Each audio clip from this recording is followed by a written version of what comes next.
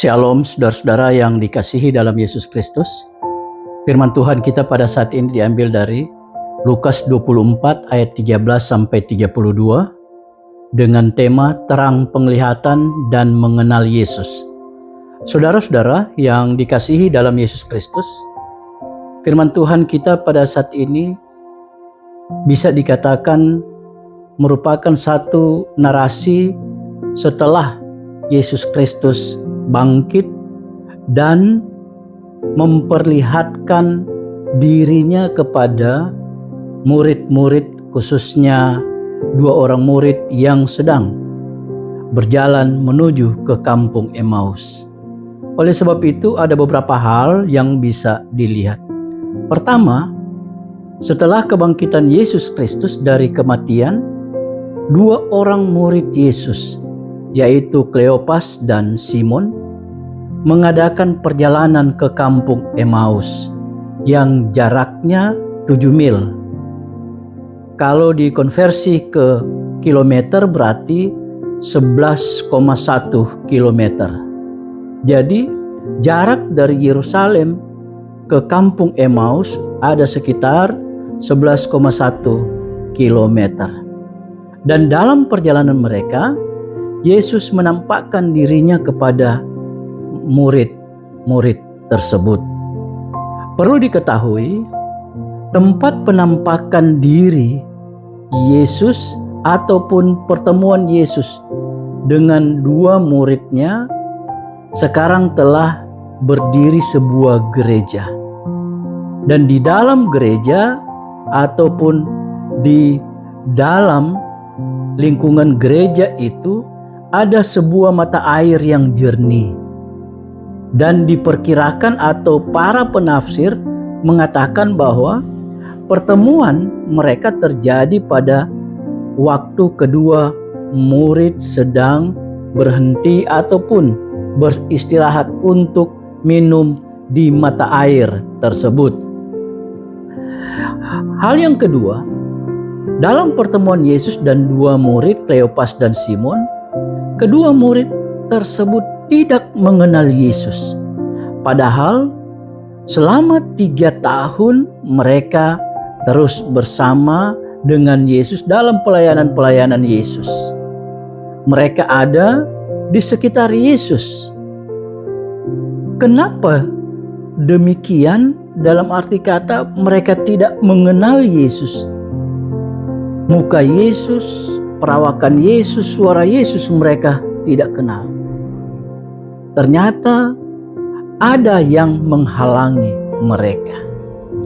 Hal yang ketiga, dalam pertemuan tersebut Yesus bertanya, "Apa yang kamu percakapkan sementara kamu berjalan?"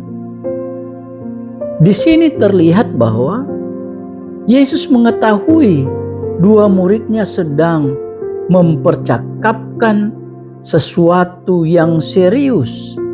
Bahkan dalam perjalanan mereka itu sepertinya Yesus ada bersama-sama dengan mereka. Mereka bukan membicarakan atau berdiskusi tentang Taurat. Karena dalam kitab Taurat dan bahkan nasihat para rabi-rabi Yahudi bahwa seorang Yahudi harus berbicara tentang Tuhan itu Allah kita. Tuhan itu esa. Dan kasihilah Tuhan Allahmu dengan segenap hatimu dan dengan segenap jiwamu dan dengan segenap kekuatanmu pada waktu sedang dalam perjalanan. Ini bisa dilihat dalam Ulangan 6 ayat 4 sampai 7. Jadi ini merupakan satu nasihat dan perintah kepada orang Yahudi yang sudah dewasa.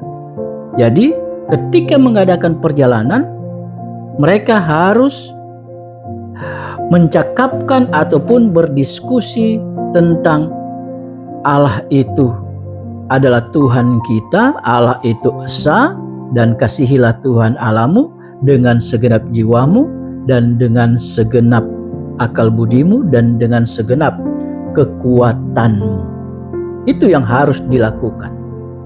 Dua murid berhenti dan dengan muka muram, lalu Kleopas mengatakan, "Pertama, adakah kamu satu-satunya orang asing yang di Yerusalem tidak mengetahui apa yang terjadi pada hari belakang ini?" Lalu Kleopas membicarakan tentang eksistensi Yesus, apa yang terjadi kepada Yesus, di mana Yesus seorang nabi yang berkuasa dalam pekerjaan dan perkataan di hadapan Allah dan di seluruh bangsa kami. Tetapi imam-imam kepala, pemimpin umat Israel di Yahudi tentunya telah menyerahkan dia untuk dihukum mati dan disalibkan. Padahal murid-murid dan bahkan orang Yahudi mengharapkan agar Yesus akan membebaskan mereka dari kekuasaan bangsa Romawi. Tetapi setelah lewat 3 hari, beberapa perempuan mengagetkan mereka. Karena ketika pagi-pagi benar mereka pergi ke kubur dan mereka tidak menemukan mayatnya. Lalu perempuan-perempuan itu datang kepada mereka dan mengatakan bahwa mereka melihat malaikat-malaikat, dan malaikat mengatakan bahwa Yesus telah hidup. Mereka melihat bahwa kubur itu kosong dan mayat Yesus tidak ada di kubur itu. Dan beberapa kawan-kawan kami, murid-murid Yesus tentunya, pergi ke kubur tersebut dan mereka mengatakan benar apa yang dikatakan oleh perempuan-perempuan tersebut, dan kubur Yesus tidak ada. Mereka tidak mendapatkan mayat Yesus di kubur tersebut. Itu yang dilihat. Hal ini yang terjadi di dalam percakapan-percakapan di tengah-tengah masyarakat Yerusalem. Ini menghebohkan masyarakat Yerusalem. Hal yang kedua terlihat, di situ Yesus menjawab, "Hai kamu orang bodoh." Bayangkan Yesus katakan 2 murid itu orang bodoh.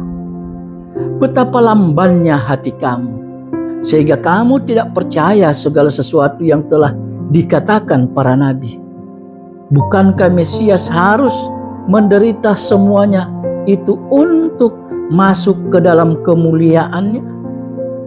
Lalu Yesus menjelaskan kepada mereka apa yang tertulis tentang dia dalam seluruh kitab suci, mulai dari kitab-kitab Musa dan segala kitab nabi-nabi. Kalau kita melihat di ayat 32, pada waktu Yesus menerangkan tentang dia terhadap murid-murid tersebut, di dalam kitab suci yang tertulis, hati kedua muridnya berkobar-kobar. Apa maksudnya? Pengertian berkobar-kobar. Pengertiannya adalah mereka itu terkesima, penuh perhatian mendengarkannya. Hal yang keempat, bisa kita lihat bahwa ketika mereka sampai di Emmaus, kedua murid-muridnya mengundang Yesus. Karena hari menjelang malam, Yesus makan dan minum bersama dengan mereka. Dalam kebiasaan makan, murid-murid dan Yesus, mereka melihat bahwa kebiasaan Yesus adalah Yesus mengambil roti dan mengucap syukur dan membagi-bagikannya ataupun memberikan kepada mereka roti tersebut. Seketika itu juga terbukalah mata mereka dan mereka mengenal Yesus. Tetapi Yesus telah lenyap dari hadapan mereka, Yesus telah pergi dari hadapan mereka. Jadi bisa dikatakan bahwa sudah terlambat mereka mengenal Yesus. Tapi di sini bukan hal terlambat yang ditekankan, tapi mereka melihat bahwa Yesus bersama-sama dengan mereka. Sebenarnya waktu makan bersama-sama dengan mereka, Yesus makan bersama-sama dengan mereka, sebenarnya itu merupakan satu bentuk Yesus memperkenalkan dirinya kepada kedua murid-muridnya, bahwa dia ini adalah Yesus guru mereka yang bersama-sama dengan mereka. Dan itu disampaikan secara langsung sehingga mereka langsung mengenal Yesus.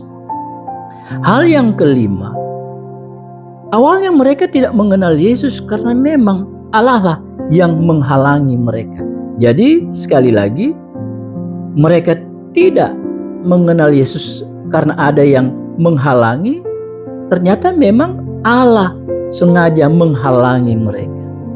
Akan tetapi ketika mereka itu insaf ataupun percaya akan apa yang telah dikatakan oleh Yesus di dalam kitab-kitab Taurat dan kitab nabi-nabi serta penjelasan Yesus, maka Allah membukakan mata mereka sehingga mereka mengenal dengan jelas mengenai Yesus. Setelah itu mereka kembali ke Yerusalem untuk memberitahukan kepada teman-teman mereka, kepada murid-murid yang lain, bahwa mereka berjumpa dengan Yesus, makan bersama dengan Yesus. Yesus telah hidup, Yesus bangkit dari kematian. Saudara-saudara yang dikasihi dalam Yesus Kristus, tema kita terang penglihatan dan mengenal Yesus. Tentunya ada satu perbedaan antara kita sebagai orang Kristen dengan orang yang bukan Kristen. Bagi kita sebagai orang Kristen, terang penglihatan kita dan mengenal Yesus Kristus karena memang demikian. Karena memang Yesus adalah Tuhan kita. Tetapi orang di luar Kristen tentunya tidak mengenal Yesus, tidak terang penglihatan dan mengenal Yesus. Perlu kita ketahui, saudara-saudara, yang dimaksudkan dengan terang di sini adalah jelas dan memahami tentang Yesus. Akan tetapi kadangkala menjadi kabur dan seakan-akan kita tidak mengenal Yesus. Kabur penglihatan kita tentang Yesus. Kenapa demikian? Karena ada keegoisan kita dan keinginan-keinginan dunia yang hidup dalam diri kita.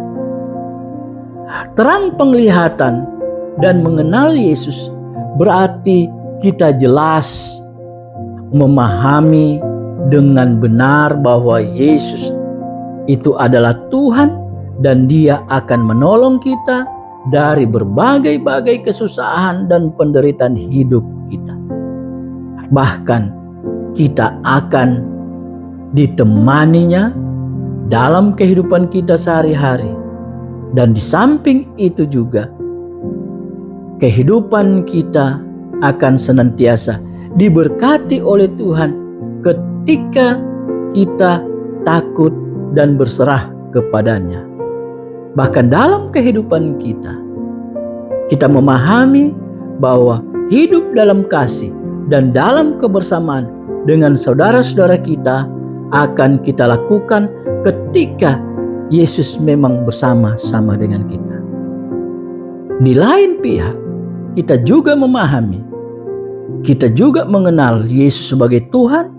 Ketika kita melakukan pelanggaran dosa yang memberontak kepadanya, kita akan dihukum olehnya.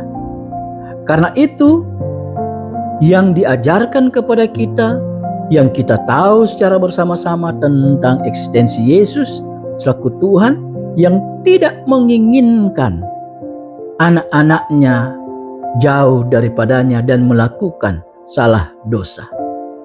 Itulah maknanya kita telah menerima Injil keselamatan dan kita memahami semuanya itu karena kita tahu berita keselamatan yang diberikan Allah kepada kita. Demikianlah firman Tuhan. Tuhan memberkati kita.